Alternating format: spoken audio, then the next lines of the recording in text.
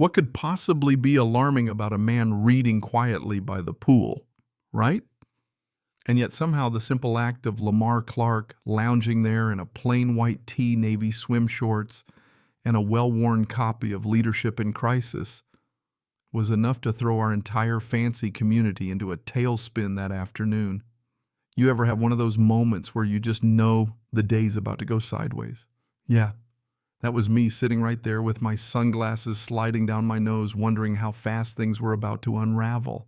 Let me set the scene for you. Karen Williams, our self-appointed queen of the community, storms out onto the pool deck, her clipboard tucked under one arm, like it's the Magna Carta, the wind catching her designer dress just so eyes narrowed at Lamar like she's found a fox in the henhouse.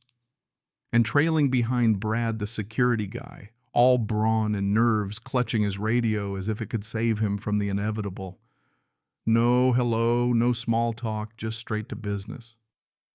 This area is for residents only. We don't recognize you. You know, the type people who've never been told no by an HOA, and it shows. Lamar doesn't even flinch. I've never seen someone so calm in the face of what's basically a public shaming. He closes his book, folds. The corner of his page stands up. Slow, deliberate, like he's got all the time in the world. You could hear the tension snap across the pool. Is there some kind of problem, he asks, genuinely polite, as if this were a mix-up over lost towels, and not the opening act of a social drama. Karen, all clipped vowels and staccato pen taps, lays it out. She's head of the standards committee, lived here 3 years. Never seen him before. And could he kindly produce some proof he belongs? Brad chimes in, trying for authority, but mostly sounding like someone who just got promoted from mall cop. I need to see some identification, sir. I live here, Lamar says, plain and even. No need to defend, no hint of anger, just a fact. Karen lets out a sharp laugh, icy. Where exactly? Because this pool's for high-rise residents, not just anybody who strolls in from the townhomes. By now, people are starting to stare, Mrs. Chen peeking over her book. The Martinez kids slowing their run to the kiddie pool. Even the maintenance crews stop to watch. Brad whips out his phone, checking the resident list. Sorry, sir, you're not on today's pool reservation. Pool reservation. Now, Lamar actually looks surprised. Turns out there's a new rule posted somewhere in the digital ether requiring residents to sign up 24 hours in advance. Karen's very proud of this, obviously. Lamar just nods, thoughtful, his fingers drumming his thigh. Around us, the air is electric, every word echoing louder than it should. Is there some kind of exception process, he asks, as if Karen might suddenly soften. She doesn't. No exceptions, she says, and her voice jumps a note higher, tapping her pen even faster. We don't make exceptions for people who show up unannounced, especially. She doesn't finish, but everyone hears what she means. Brad radios for backup, the radio crackling loud in the tense silence. Lamar doesn't move, just watches patient. A mother scoops up her kids, whispers stranger danger under her breath. Lamar, still perfectly level, asks which bylaw mandates this new pool rule. Karen hesitates, flipping her papers, suddenly less sure of herself. Brad's scrolling too, but finds nothing concrete. You know what, the specifics don't matter, Karen snaps. What matters is you're making families uncomfortable. And now the pool's quiet as a courtroom. Even the old guy doing laps stops mid-stroke, treading water to watch. Lamar reaches for his phone calls. Someone named Sarah asks for the actual pool policy. Karen's instantly suspicious. Who are you calling, while Brad edges closer, warning about security violations? For using the pool, Lamar asks, almost laughing. Right then, Mrs. Patterson, the committee queen of everything, shows up, drawn to drama like a moth. She zeroes in on Lamar, asks what unit he's visiting. I'm not visiting, he says, and the words land like a rock in a pond. Suddenly, everyone's murmuring.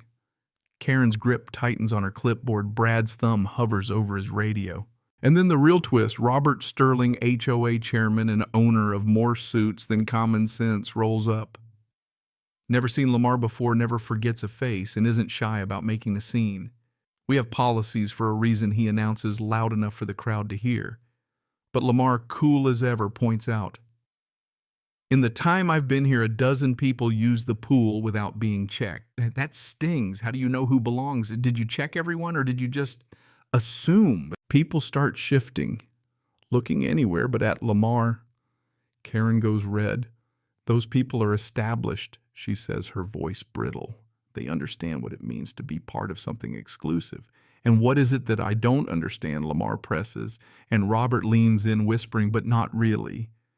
You don't understand that this is a $50 million facility and you can't just sneak in. The words hit hard like slaps. Karen whips out her phone, starts live streaming to the community Facebook page. We have a trespasser, she announces, proud as a peacock. Lamar doesn't move. I live here, he says. Robert's not buying it, pressing for proof of income, HOA fees all the way down to the last penny. Karen lists off maintenance fees as if a spreadsheet could prove someone's worth. It's ugly, no other way to say it. The crowd, drawn in by the spectacle, leans forward hungry for blood. Then Lamar, without missing a beat, makes a call. David, can you pull the financial records for Ocean View and review our diversity policies? I think we have a harassment issue. The crowd hushes. Who are you calling? Robert asks, nervous for the first time. Not my lawyer. Lamar replies, my CFO. Phones start buzzing. Karen, Googling Clark Industries. The name whispers through the crowd, panic spreading. Robert's assistant, Jessica, portfolio open, papers everywhere, stares at Lamar like she's seen a ghost. Suddenly, Brad's radio squawks. Unit 7, Lamar Clark is... Oh, the curse is broadcast clear as day. People gasp. Karen goes white. Residents start searching their phones, and when they find the answer, the realization sweeps over them like a cold front. Lamar Clark isn't just some guy, he's the CEO, the one who built this place, the one who owns half the city. Lamar stays calm, even gentle. I think it's time we talk about community standards, he says, and for the first time the crowd really listens. His phone rings, his executive assistant patches in legal PR community relations. We have a harassment situation at Ocean View, Lamar says, voice steady. Legal chimes in reviewing security footage. The HOA chair turns the color of old concrete and Karen nearly drops her phone. Lamar produces his owner's card penthouse suite, gold embossed. I lived in the construction trailer while this was built, he says almost casually. This pool, my idea, my investment, $2.3 million. I wanted it for everyone. The irony is thick enough to cut with a butter knife. Now news spreads, social media is on fire. The mayor's office calls for a statement. The management company scrambles. Karen's live stream hits 20,000 views, comments brutal. Imagine harassing a black CEO at his own pool. Her board resigns by text. Jessica gets fired over the phone. Robert, staring at his phone in disbelief, learns every contract with Clark Industries is canceled, millions down the drain. The contracts weren't canceled because of who I am, Lamar says, but because of who you revealed yourself to be. Brad's radio comes alive. He's suspended, maybe fired until Lamar steps in. Retrain your staff.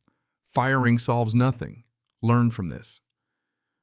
For a moment, it feels like maybe, just maybe, things might change.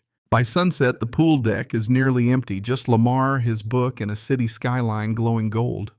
The debris of Pride and Prejudice still scattered, but the air feels different. Lamar sits, opens to page 47, and finally lets himself breathe. You know, he says quietly, I've faced this all my life. But this wasn't about being smart enough or successful enough. This was about basic dignity. He stands by the infinity pool water blending with sky and says, what so many of us need to hear. Real change doesn't come when people treat you well because of your status. It comes when everyone gets respect no matter what. You don't have to be rich to deserve decency. Karen lost her position, not because she enforced rules, but because she weaponized them with malice. Robert lost his business not because he asked questions, but because those questions showed who he really was. As the pool returns to peace, Lamar reads a message from his daughter, saw the video. Dad, are you okay? Love you, He replies, I'm fine. Important lesson learned. Call you tonight. So let me ask you, what would you have done if you'd been there? Would you have stood up, spoken out, checked your own biases? Or would you have just watched, let the mob do its thing, figured someone else would handle it? Because the truth is, most folks facing what Lamar did don't have lawyers or PR teams on speed dial. They just have us, the bystanders, the neighbors, the crowd. That's the real question, isn't it? Are you willing to be the difference to ask? Are we being fair here? To stop cruelty before it gets rolling? Because it shouldn't matter who someone is or how much they have the test of any community, is how it treats the person with nothing but their humanity to show. So next time you see a crowd forming a rule wielded like a weapon or someone on the outside looking in, remember your voice can tip the scale. Justice, decency, respect, those are on all of us. That's how real communities are built. What side do you want to be on? Take your own stories, and let's get real about what justice and belonging mean. Because that's how change begins right here, right now. Xin chào các bạn, mình là Trinh, mình phụ trách viết content. Trên đây là những công việc của mình là mình lên. Vamos supor, você falou negócio sério. It is cold, yeah. Next one? All right. Thank you, man. Hey, if you guys have any trouble, let somebody